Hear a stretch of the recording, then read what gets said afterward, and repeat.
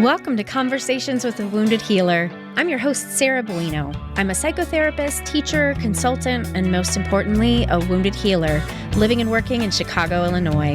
On this show, I interview folks in a variety of healing professions, and we discuss the intersectional journey of healing self while caring for others. We're not just focused on individual healing, but also healing on the collective level from white supremacy, late-stage capitalism, and the patriarchy. Thanks for joining us.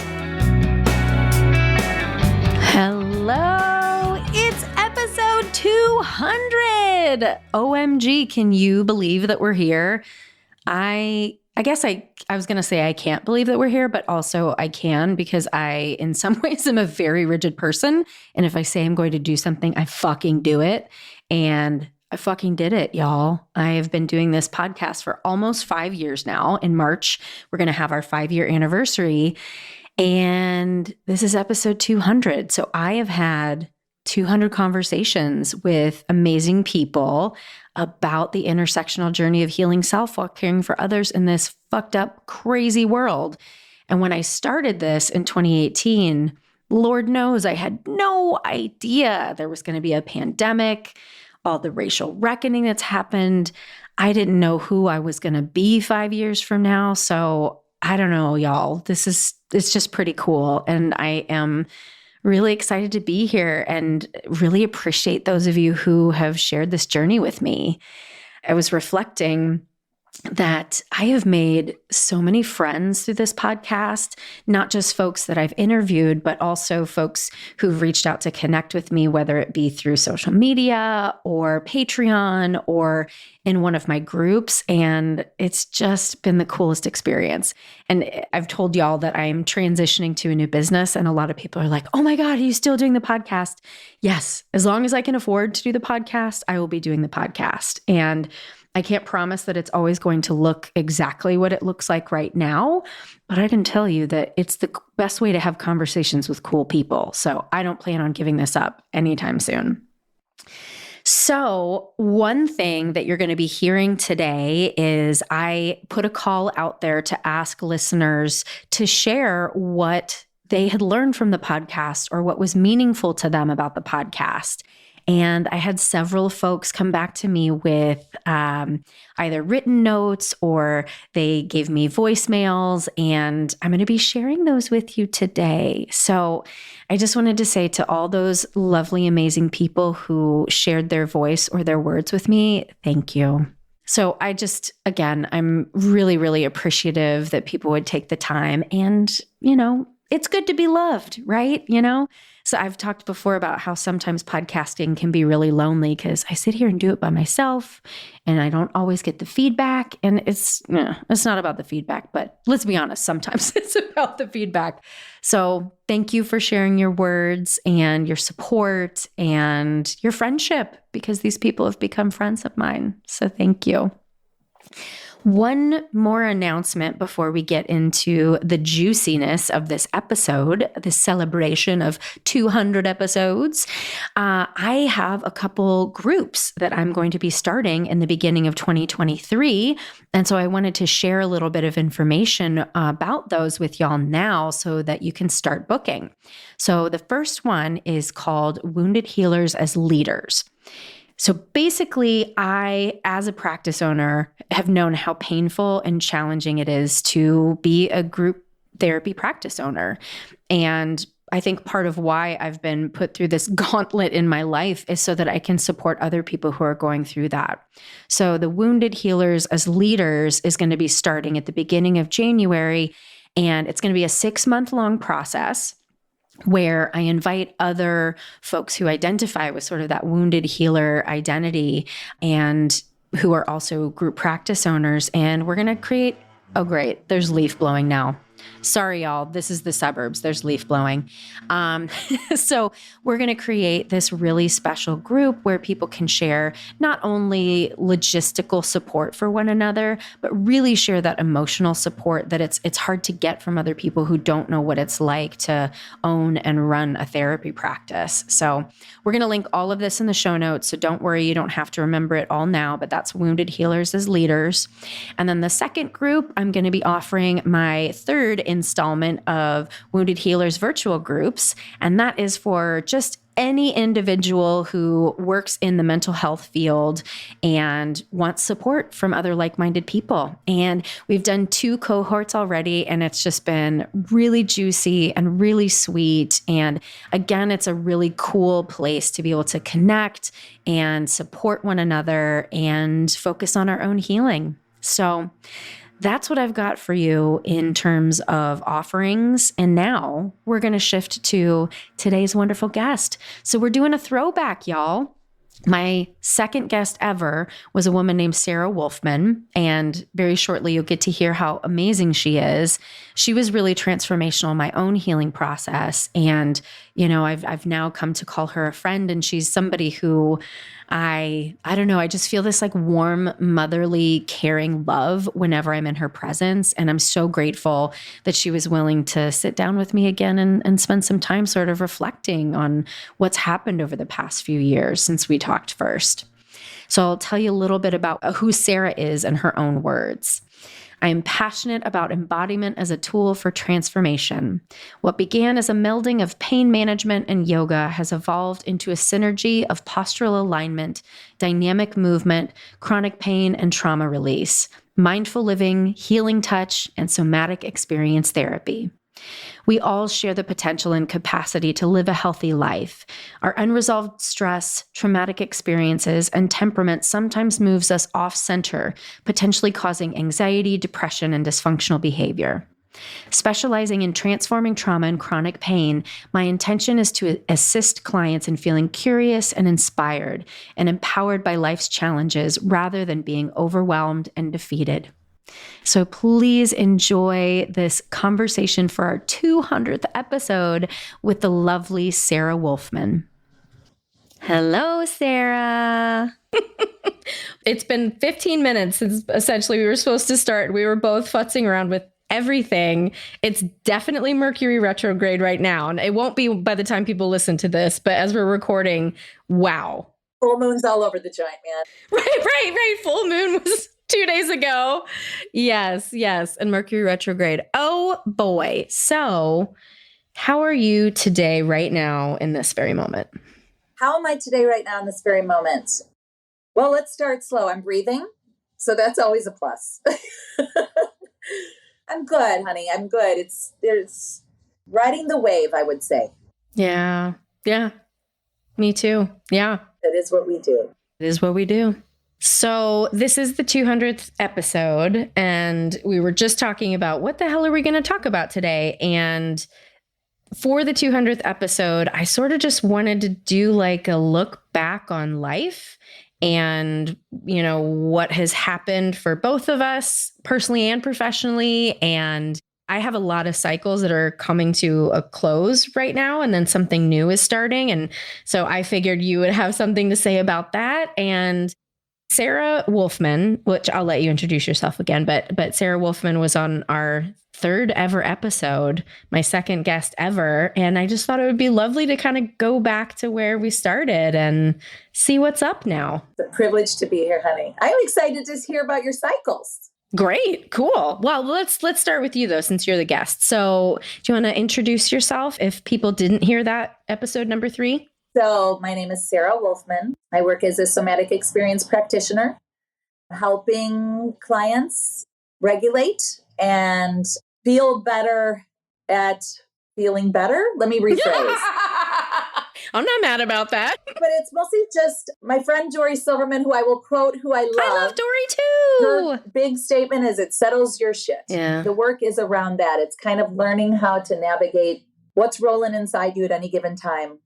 Not to be calm necessarily, and not to like get your shit together, air quotes, but just to think, oh, this is interesting. This is curious. Pause and really look at everything that's going on. So it's that kind of work where you're just slowing down and unwinding stuff that gets stuck. Mm-hmm. Lovely. How has your work changed, if at all, since we recorded almost 5 years ago? Right, which is so hard to believe. Right? So the work has changed in the way that, from a practitioner's perspective, I'm taking things a little slower with clients in that there is an art to that. One of the things that you had mentioned in our first session was that, people don't sometimes see me for more than 10 sessions. And I'm noticing that that's more. So I'm like, okay, and that's not necessarily, I think in my brain, I thought that was inconvenient to have to see somebody for more than 10 seconds. Interesting. And it just turns out that sometimes it's longer, sometimes it's shorter, certainly. And then something else that was mentioned before is that sometimes we're just working on projects, right, or puzzles or topics or things that just pop up, and then people will go away and then I'll come see them again. But it's really slowing down and working in smaller bites than going right after the big cojones right away. So I've seen the efficiency around that, and I've witnessed a lot more presence around that when you take things in smaller bites, and just a way to be in the room with people. The thing with somatic work is it's a lot's done around silence, and a lot's done around just noticing and observing. And if we're always yakking, we're getting to the next thing, we're not really landing in the new chemicals to taste, the new hormones to try. That's kind of the bonus of the work, getting ahead of that stuff. That's really cool. As you were listening back to that episode, was there anything that surprised you that you didn't remember? Anything, I don't know, that stood out to you? Well, one of the things that I think is encouraging is I felt like in that first episode, somatic work really wasn't talked about a lot.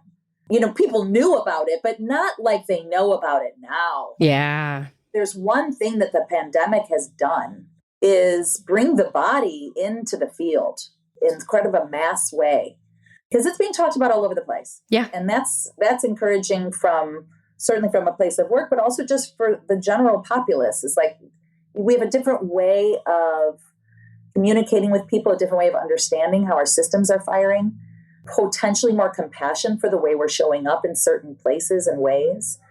That to me has been the biggest change, is just how common the word is now. How people know about somatic, or even NARM, the work that you're doing, these body psychotherapy methods. I mean, it's really amazing the work people are doing, that are publishing these things. It's incredible. It really is. That part I feel is hopeful and helpful for many years in the future. I know there are so many things now nobody can say that they have not been traumatized. Literally nobody. If you survive this pandemic, you have survived trauma, right? And that's such a cool observation that I hadn't personally noticed, but yeah, people aren't necessarily saying, I want you for somatic therapy. So that's not a question that I always get directly, but wow. That makes all the sense. Well, more people are seeking out help too. Way more people seeking out help. I'm collaborating with clinicians. I mean, it's a beautiful thing, because I know there's things that are not in my wheelhouse. Right. It's so open and fluid and wonderful. Everybody's kind of scratching each other's back and to be part of a community. And that is another thing we've learned from these years of shutdown, is how important everybody is. Yeah. And how important these groups are. And in a weird way, with the way more people can access through Zoom and these things, I think that is how this has gotten so popular.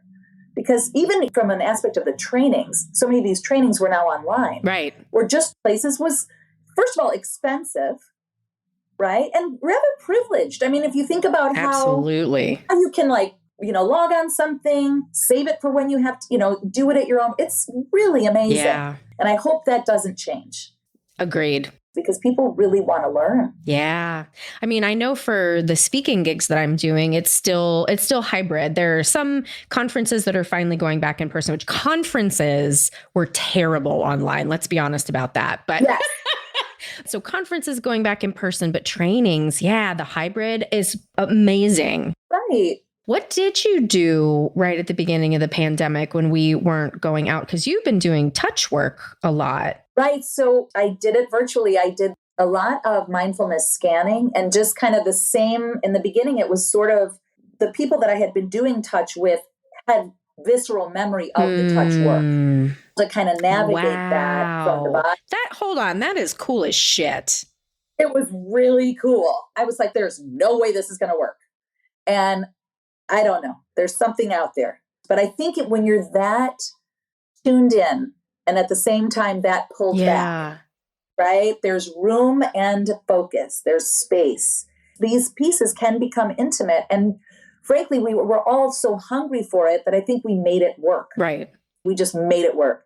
And so that helped from a place of the clinician. It helped me really widen my aperture on how this stuff can work. And I think even from a client perspective, things don't have to be just one way. Right. Right. So just different ways to get in there and different ways for self-touch. Oh, wow. At the end of the day, that is the healing piece. I mean, it's wonderful to have someone's hand on your heart, hand on your kidneys, wherever. But when it can be your own hand and you can feel something. Wow. That was a really cool piece to be a part of. That's so beautiful. Yeah. Yeah.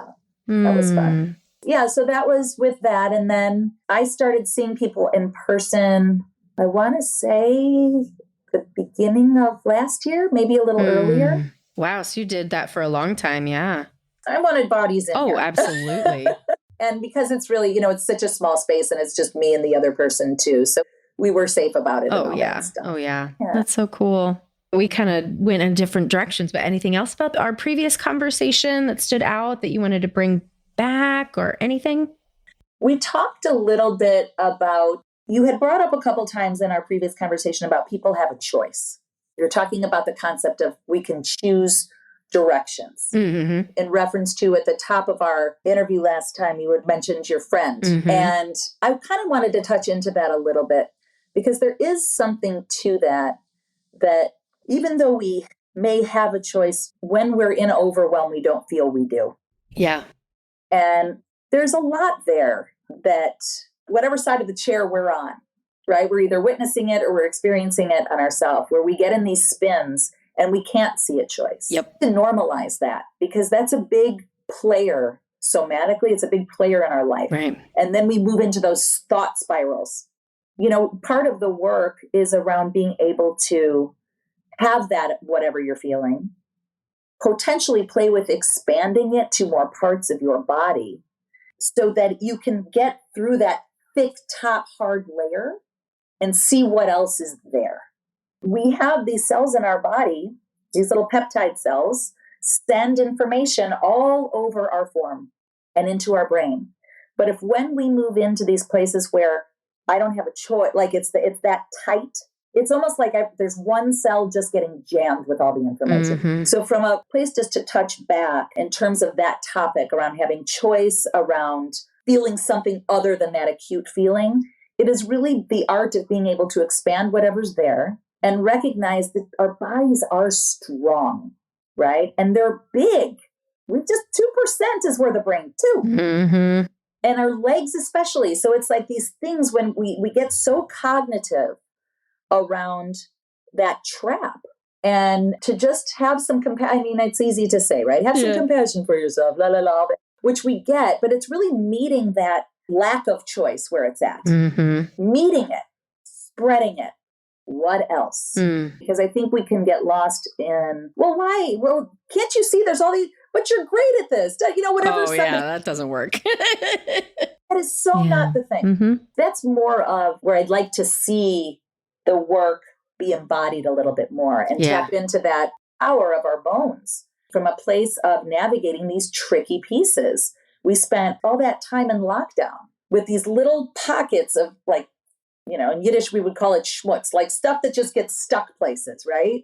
Like, what is that thing? And then we'd be like, oh, we'll deal with it later. I'm not going to see anybody for a year anyway, right?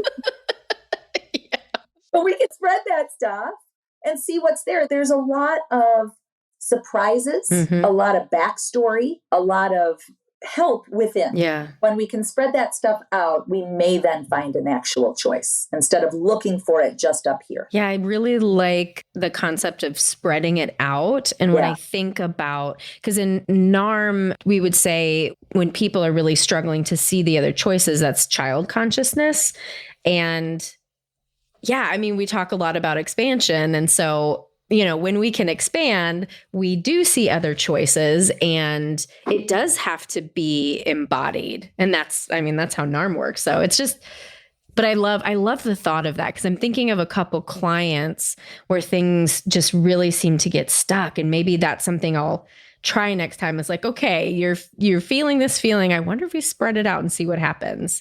I bet something interesting will. Totally. Yeah. And the thing, like, there's a physiology to this.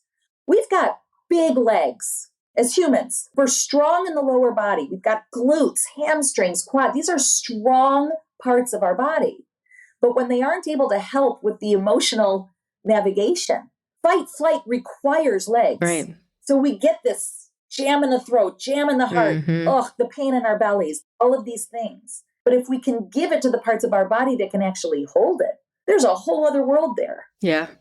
When we can start to truly include it, but even from and I would say even almost especially from a place of emotion, because an emotion that we would typically get around that would be, I'm just afraid, it's fear. Yeah. Sometimes terror.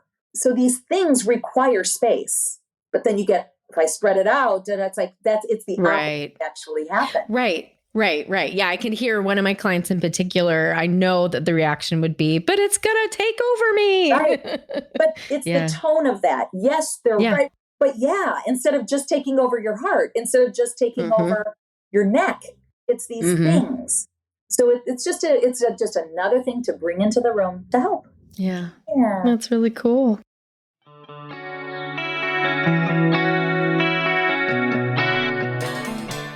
Congratulations on 200 episodes. It feels like yesterday that you were celebrating the big 100. This is no small feat, and I hope you're reveling in your accomplishments. The Conversations with a Wounded Healer podcast has been one of my go-to podcasts for a few years now, and to say your platform has changed my life is an understatement. I discovered your podcast during a really difficult time in my life when I wasn't feeling fulfilled in my career because I didn't feel I was in service to others in a meaningful way. I thought I was too broken from my own past traumas to ever be something cool like a therapist. Well, let's just say my heart was broken wide open when I learned that being a therapist didn't mean I had to be a perfect human. Yes, I actually used to think that therapists were the perfect magic superhumans with perfect lives and no trauma. How silly of me. Because of the authentic and vulnerable conversations that you share with the world, you gave me the courage to quit that job and embark on a more meaningful path. I'm currently a social work student and have embraced life dedicated to unlearning, relearning, and healing. I love you, Sarah. Thank you. Margaret Rain. Wounded Healers quickly became one of my favorite podcasts. I think one of the main reasons was when I found the show and I scrolled through the episodes, I was so impressed by the array of professionals and artists and just those with varying perspectives, various expertise, and that they were invited on the show to have a conversation and to share that insight with others. I found it to be a really great way to ground myself, and I would typically listen to the podcast on my way to work and on my way home. And I just found it a really nice way to start to check into my day. And then at the end of the day, again, just ease out of it. And being able to do that in a space where I'm still learning and I'm gaining insight, I'm still exploring my interests, and also able to do it with a laugh and with some fun and some color. Yeah. As I was listening to the episode, it's funny because, I started the podcast not having any idea what I was doing. But as I listened to it, I was like, oh, fuck, I was pretty good at that already.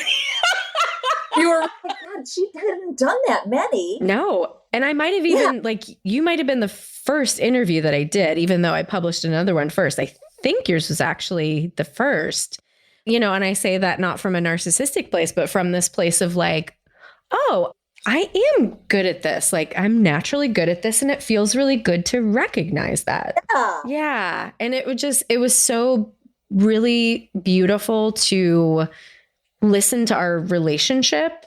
Since then, gosh, you came to my 40th birthday party. You send me the best birthday texts every year. I think was the last one when you did the song that your dog was singing or something. But it was like, I don't even know how you did it. Some video. I mean, it's an app, right? Oh, it's Yeah. So there's a picture of the dog and then the dog is singing to me. It was so funny. And it just kept going. And I was like, this is one of the most amazing things ever. Like, you're somebody who I don't talk to very often, but I feel really held and cared for by you in so many ways. And now I want to cry because you're not even old enough to be my mother, but there's that quality that that makes me want to cry because I didn't have that from my mom. And so when I get that from somebody else, it's really special. Love you, honey. Yeah, I love you too. Yes. Ooh. Oh yeah, I have mascara on, so I'm just going to rub it on my face now.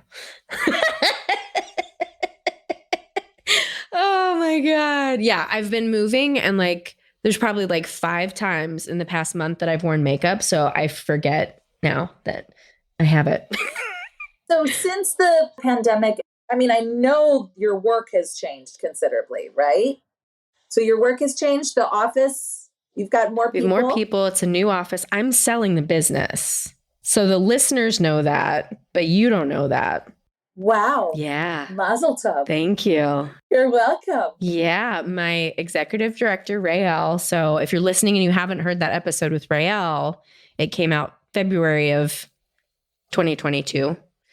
So go back and check that out. But so Rael's our executive director and she wants it. When I had hired her, I was already trying to figure out how to get out because I knew I was like heading towards being done. And I had told her, this is what I really like. And it would really be ideal if you were interested in taking over. Oh, Sarah. And she is.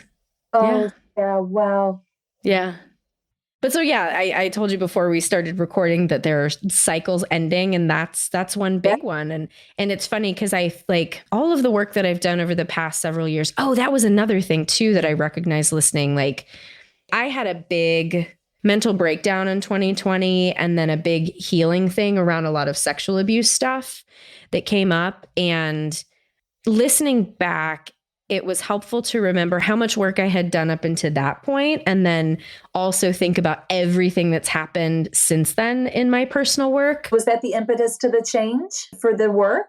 I don't know. Something has happened, and it was not like an acute thing, but all of a sudden I noticed I could notice my body and how things were impacting me.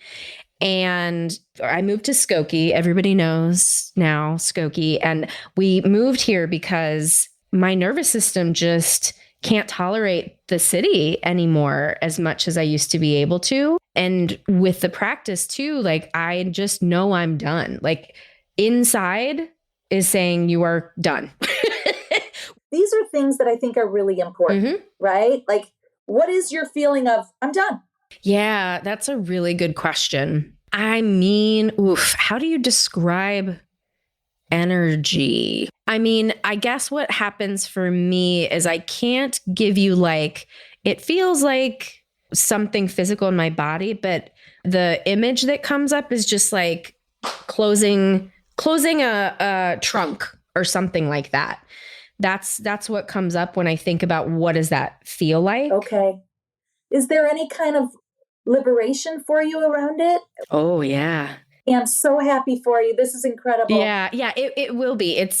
There's kind of this like start stop thing. And I was feeling that before moving too. So I was getting it from like both sides. And now it's really just about that because I don't understand how all of these things work and taxes and lawyers and accountants and whatever. Right. So there's all that stuff that has to happen. But, you know, Rael and I have been on the same page since day one. We're still on the same page and we're, you know, I am shifting my role already in the practice. And so I'm sort of like stepping back. And one thing that was really interesting is part of what has made me so exhausted as a practice owner is the energetic holding that I have over the business. And I've started letting that go so that Rael can do that in her own way.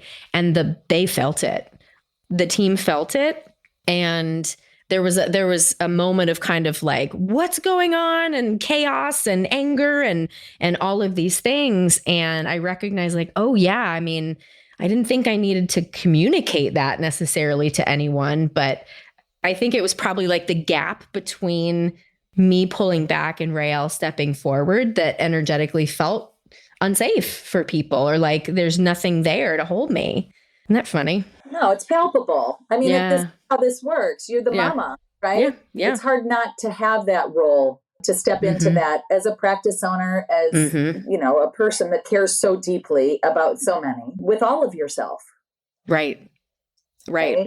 Yeah. And I think I don't, am I going to say this out loud? Do I believe this is true? I'm going to say it and then we'll find out if it's true or not. I think that being a practice owner really wasn't the right path for me. And when I say that, I don't necessarily mean that I made a wrong choice, but because of that, like, I can't not be there with my whole heart, soul, body, mind, spirit. And it's exhausting to care for so many people all at once and know that they are going to be unhappy with you. You are going to make decisions that, I hurt people inadvertently by things that I had done, things that I didn't do. And that's why I didn't fucking have kids, Sarah, because I knew I didn't want to do that with my life. And here you go. God said, sorry, you're going to learn this lesson anyway. Yeah. Damn. You backboard it. Right. Right. Oh, Sarah. Yeah. What a thing the timing of it all, right? This is huge. Yeah. Wonder, like, did the intensity of the pandemic and your breakdown that you had referred to earlier, as horrific as that was, gave you the jumping off point for what you knew you needed? Yeah. And I already knew before then that I was nearing done. But what the two big realizations, I guess, that came out of the breakdown were like the sexual abuse stuff, really starting to heal that in a new way, and workaholism. And so over the last 2 years, the workaholism recovery, and also that's kind of what's helped me energetically let go of the practice too. Cause I was killing myself with the pressure I was putting on myself to do everything, literally everything. Right. So even during the pandemic, right? Like I was so fucking busy and I couldn't keep up and I didn't want to keep up. And now I'm just like, I'm sorry, I can't hang out because my nervous system just needs a fucking break. Right. I hope that I think I'm going to have more energy now that I'm in a home that's really quiet physically and energetically. Well, and giving yourself time just to feel into this thing. What's it going to be? You know, just to savor, to get up in there and feel into what you're looking for. Oh my gosh. How exciting. Yeah. Well, do you know Kelly Klinger? No. Oh, okay. Cause she's an SE person too, but she is now in NARM. So she's my new therapist. And she had said to me, which still is so profound, that I have cultivated the ability to tolerate calm in a way that I never have previously. Wow. Yeah. I never thought I could leave the city because I thought I'd be bored. And now I'm like, boredom sounds delicious. But that's a huge thing that you said. Yeah. Because to have a system that's always, calm isn't going to feel good. Calm is going to feel scary. Yes. Right? Yes. So that's a major shift in what you're talking about. Yeah. From a place of pacing that you were able to kind of taste into that little bits at a time. That is not easy to do. Well, you probably witnessed that a lot too. If I'm not, what am I going to do? Yeah. Now? So bored. Yeah. Right. Now we have a house to putter around and do like silly little projects with that mean nothing except to us. I never thought I would be that person, but that's okay. Yeah. I want less. That's huge. I want more space. I want calm. What? Yeah. I mean, that is the opposite of being in a contracted pace. But it takes time. Yes. So you started seeing this new person when? When did I start seeing her? Was I in NARM when you and I were? You were deciding what you were going to do? Right. Whether it was SP's second thing or Okay. Yeah. So I started seeing her probably about 6 months after I started NARM. Right. Okay. Yeah, something like, so probably in 2019. And that's brave too, because you were doing it right. I mean, there's just a lot. So back to the choice.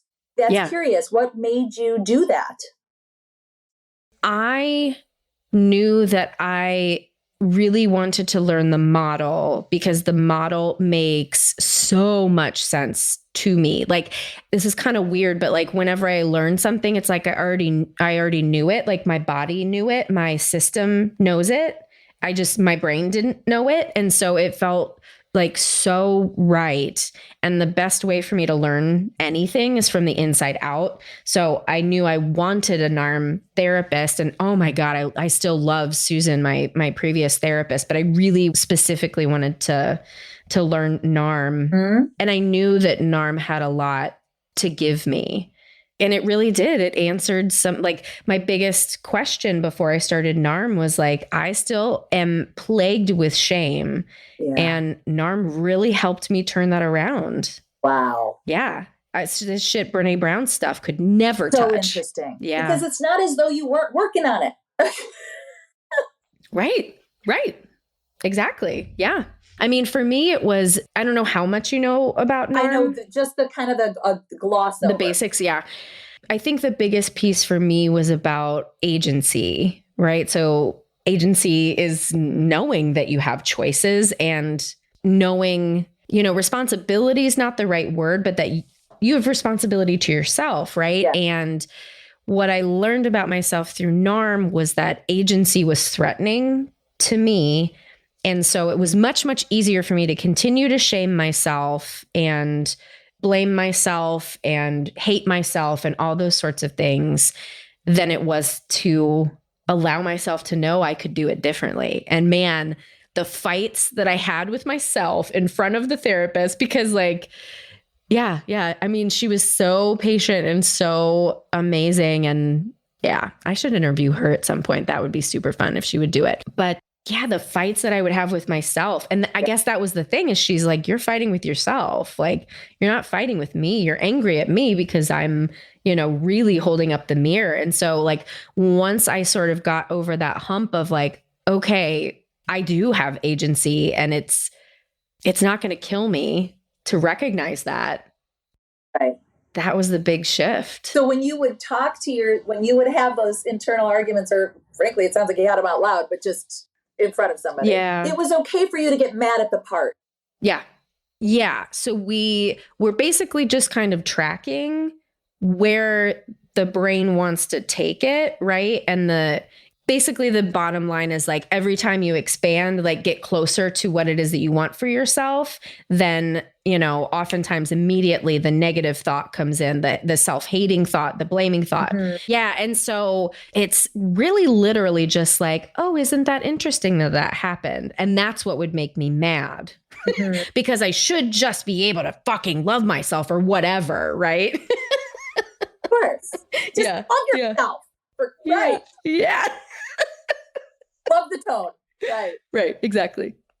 Yeah. It's pretty rad. It definitely changed everything. But that's really important too, what you're saying, because if we are going to have agency and we are going to stretch and expand, it isn't a one-way thing. Mm-hmm. I saw a great picture and I don't know where it came from, but it was a ladder where the stick figure at the bottom can't reach the rung. And so the rung's really far apart. So to get to it, the person has to jump. The other picture of the ladder is curvy and they're closer together. So you're navigating it, but it's not a straight line up, but you can touch the little steps. Yeah. So to be able to stretch, pause, witness, that's all of it. But if you do it too quickly, right? Or don't do it at all, that's that rung. You can't get there. Slow down enough to go, that's interesting. Mm-hmm. Right. So yeah, that's kind of what's happened for me over the past 5 years. Yeah. And then moving to Skokie is like, so I just had my 20-year Chicago anniversary. Okay. And we moved like the next week. Right. So it's also not a coincidence that I was supposed to, and yes, I'm right outside of the city. I understand that, but still there's something very, I think, symbolic about it was 20 years and I was just supposed to be there for 20. We actually, I have the fantasy of moving to Santa Fe at some point in time. And when Rich and I went out to dinner last night, we were just talking and I was like, oh, maybe this is maybe this is the step between Chicago and Santa Fe, because Santa Fe is so slow and such a small town. We just had Labor Day and everything was closed. Like we had to go to the mall to go to dinner because that's, the only chains were open, all of the store. And I was like, it's been 20 years since I've not, other than Christmas, not been able to go out whenever I want to. And I was like, oh, that's normal. Right. Right. Oh, Santa Fe. Yes. Yeah. So maybe this is like prepping my nervous system for like even more like slowness and juiciness. Who knows? Get to. Yeah. Get to. Wonderful. Yeah. How do you tolerate living right next to Wrigley Field? Like, how does your nervous system do that? I wear earplugs and, Right? I am so used to it. Lived there for 25 years. Oh yeah, I'm so used to it. And even though it's an active place, it's also, because it's so busy, a place to be anonymous that you can hide. Yeah. And I think that's just how I roll there. Yeah. A lot of the people that walk around the neighborhood, not on my street, but that, obviously around Wrigley, they don't live in the neighborhood. So it's like, I'm not going to see them again. Yep. It's a so you flash them when they walk by. Won't see me again. It's an easy place to stay anonymous, frankly. Yeah, that's interesting.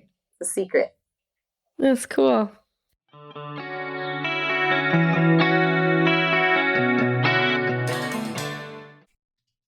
Dearest Sarah, firstly, congratulations on your 200th episode, and I'm honestly so excited and grateful that your voice and heart will continue to be with me on my morning commute.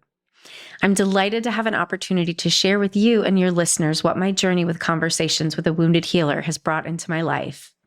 I was first introduced to Sarah's work as the podcast host for Transforming Trauma, a podcast that was created to introduce people to the world of CPTSD and the NARM model.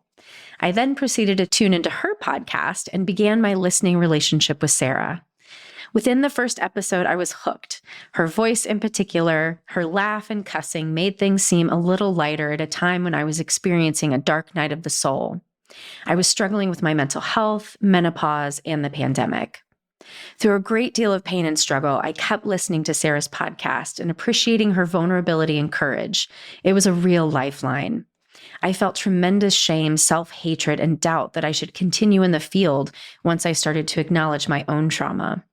I entered into my weekly therapy 2 years ago and will continue to see a somatic experiencing practitioner in addition to other healers as long as I continue in this field, thanks to your podcast. Your honesty, courage, and vulnerability and capacity to connect with self and your own shadow continues to support me in my journey to keep looking at myself and doing the hard work. I also want to say I was so grateful for time spent connecting in your Wounded Healers virtual group.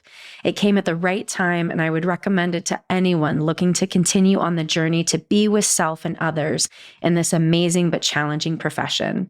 Thank you, Sarah. Big fan, but not in a creepy way. Rebecca. My name is Naomi Silva, and I started listening to the Conversations with the Wounded Healer podcast because as a nurse working with a patient population that had a high rate of trauma, I wanted to know how best to help them. Little did I know that I would be healing myself along the way. Many times I have had to pause this podcast to process what I heard because it touched something deep inside of me. When I say this podcast changed my life, I'm not exaggerating. Wounds I didn't even know existed were exposed and healed because of something that I heard from Sarah or one of her guests. I am forever grateful to Sarah for her vulnerability, her authenticity, and her audacity to create a podcast where healers discuss their own healing. Thank you to everyone who makes Conversations with a Wounded Healer podcast possible. Well, a question that just came up for me, and I don't know if you have anything for this, but has your definition of what a healer is changed in the past 5 years? I think it was funny because when you asked me this the first time, I was uncomfortable. I think the word still makes me feel uncomfortable, but I still will say it's just really about sitting alongside. Mm-hmm. I am such a believer that it's the people that are doing it, meaning we are our own healer. even with what you were just saying in front of, her name is Kathy, I'm sorry, your new therapist. Kelly. She was in the room, said, yeah, you're yelling at yourself. You're like, oh, I am. So that all happened, the person's there, but that's you doing it. So Kelly's holding the room for sure. As a clinician, we can hold the room. But apart from that healing, and that's why it's bouncy and all over the place. And I still think that the definition of the healer lands in the person who wants to be healed. And so I used to be like mad about that answer, I think because I wanted to be able to think that there was something special about me and the work that I did. Yeah. And now I still get mad about it because, but for a different reason, more just like, really, there is something special about the person holding the space. Because not every therapist is a good therapist.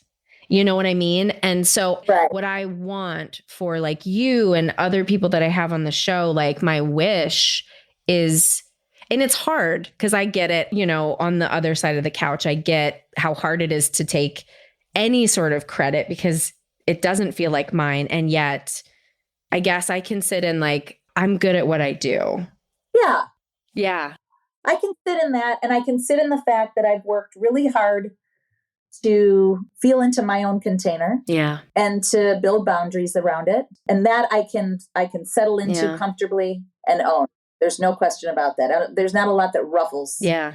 So from that aspect. It's just so funny that like once we introduce the term healer, that somehow that like, I don't know, it because I've asked this question 200 times now, right? How many people want to push it away? And, there's some folks who have been harmed by people who called themselves healers, right? And that makes sense. And there are a lot of people out there doing fucked up shit. Like I literally just had a conversation yesterday or 2 days ago with a friend who had a psilocybin guided journey and the woman fucked it up. Oh, really? Fucked it up. Yeah. And she's walking around calling herself a healer and fucking people up, putting them into psychotic episodes.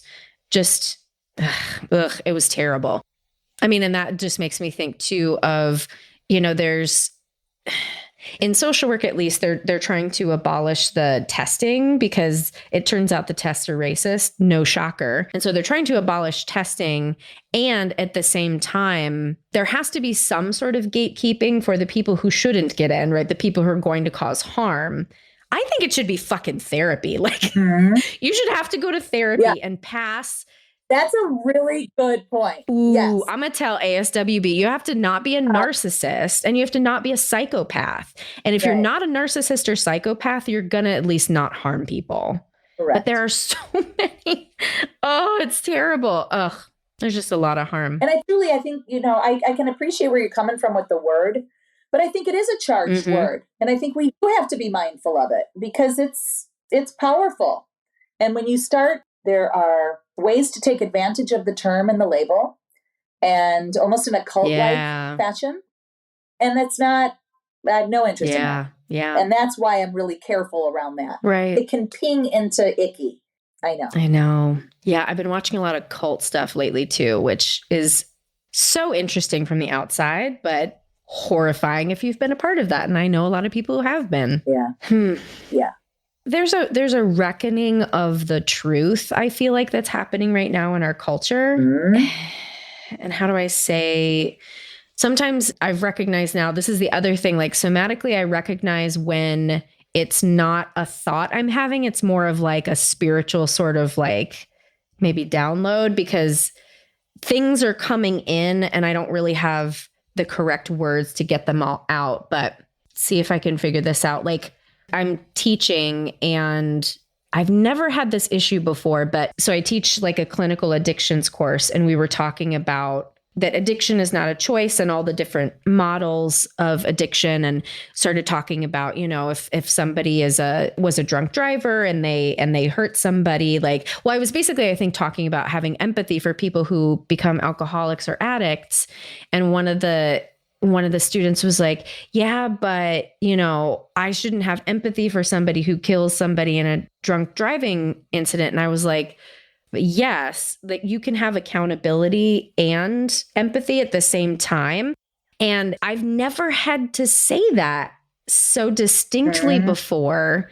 So it's like some people are missing the point so much, but I feel like there's more truth in the ether than I have ever come in contact with before, but not everybody can hear it and see it. And that feels so scary to me. Yeah, because it is scary because more than one thing can be true. Right. And that's difficult for our brainstems to wrap their little sticks around, right? Because that goes against what survival tells us. Good, bad. Right. And so now we're talking nuance again. That's the beauty of being a human being. And that's a question that needs reflecting, especially as a teacher to your class. Right? How do we work with, especially around addiction? Right. It's not that they're bad people. It's not, we're not bad people. Right. More than one thing can be true. Right? That'll crack open a system. Right? Yeah. Yeah, the world has changed. Yes. So, yeah.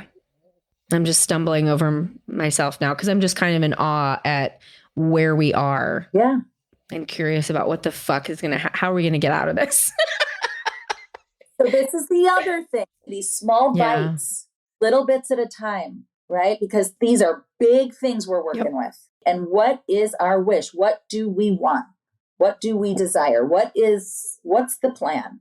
Right? And then why? Why do we want it? There's a lot of place here to just be open and to listen. That would be a wonderful moment with you and that student, right? To just say, okay, let's look at that. If that was always bad, what happens from that? I mean, there's no way out. We move into that trap so quickly on good, bad. And I think that's an uncomfortable place for humans to be. That's what we are witnessing all over the place. It's just these. Yeah. Wait, now you're telling me that's not bad? This is right? I'm like, Our poor little brains. I know. Human brains are like so limited. Oh my God. Don't get that. I've just realized I think the more I've gotten into my body, the more I get it. I don't know. But that's the piece around expansion too. You're just hanging up there. Yeah. And then let that fill you up. Wow. Was a limiting belief, right? But it doesn't help. If I'm the brainstem and I'm talking, I'm saying to the rest of myself, it is not helpful to have a lot of opinions. We need to know what's good and bad so we don't get hit by a truck.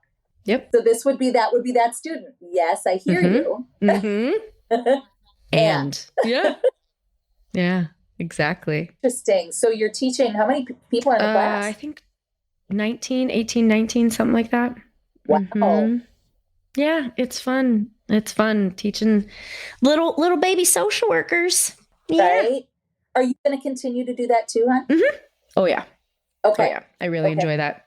My fantasy is I would really love to develop a course on therapist wellness and also, have macro stuff too, that it's not just self-care, but really systemic sort of thing. I think now that I've spoken it out loud, that'll probably happen. Look at you. I manifest like a motherfucker. That has never been my problem. The problem is not manifesting everything at once. So now I have learned. So maybe I won't do that until my business sells. There we go. Look at that. One thing at a time. One thing at a time. Yeah. Well, my husband, I hear him clanking around. Oh, he needs supervision to cook. Okay. So I love you, Rich. He's actually gotten way better in the pandemic. Since he had time, he started trying to learn to cook, and he's done a very good job. But he does need supervision. Ooh. Okay. Thing in closing you want to say to folks? Keep listening to this podcast. Aw, thanks. There's so much good stuff in here. Just keep on expanding. Yeah. Well, thank you for being here with me. I didn't know what I was going to do to celebrate the 200th. And then as soon as I need to be with Sarah, that just felt really good. So thank you for coming back, and just thank you for where you are in my life. Even when you're not there, you're always there. I love you, Bueno. I love you too. Thank you so much to Sarah for spending time with us today.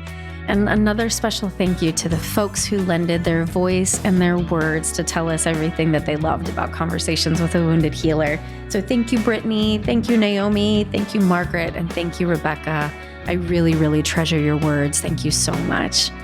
And thanks as always to Andrea Klunder and the Creative Imposter Studios for editing, to Liam O'Donnell for our album art, and to Ben Mueller for our theme music. Until